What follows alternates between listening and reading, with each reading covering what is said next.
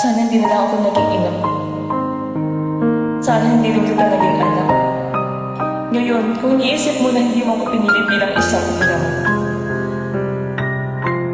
sana maisip mo rin na hindi itong buhay na pinili ko para sa inyong mga anak mo. Kung iniisip mo na sana, pinalik kita sa tiyan, sana naisip mo rin na ilang beses ko ginusto na hindi na kayo pinanganak.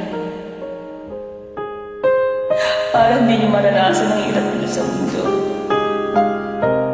Pero nandito ako. Nandiyan kayo. Kahit nandito ako, saan man lupalot ng mundo, daladala ko ang obligasyon ko sa inyo.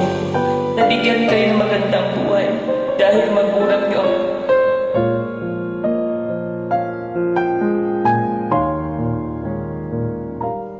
Dahil mahal ko kayo. Dahil mahal ko kayo.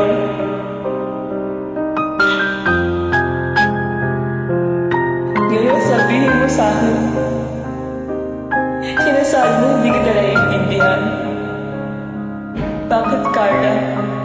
Ako ba inintindi mo kahit minsan? Hindi. Sarili mo lang inintindi mo. Sana kahit minsan, binigyan mo ng halaga ang paghihirap ko sa inyo, lahat ng sakripisyo ko sa inyo. Sana tuloy uminom ka ng alak. Habang nihigit mo ang sigarilyo mo at habang nilubustay mo ang perang pinadala ko.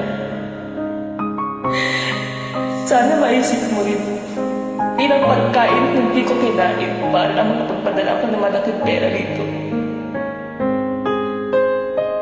Sana habang nakahiga ka dyan sa pito mo natutulog, maisip mo rin kung ilang taon kong tinis matulog mag-isa habang namumulila ako sa yagot na namamahal ko sa buhay.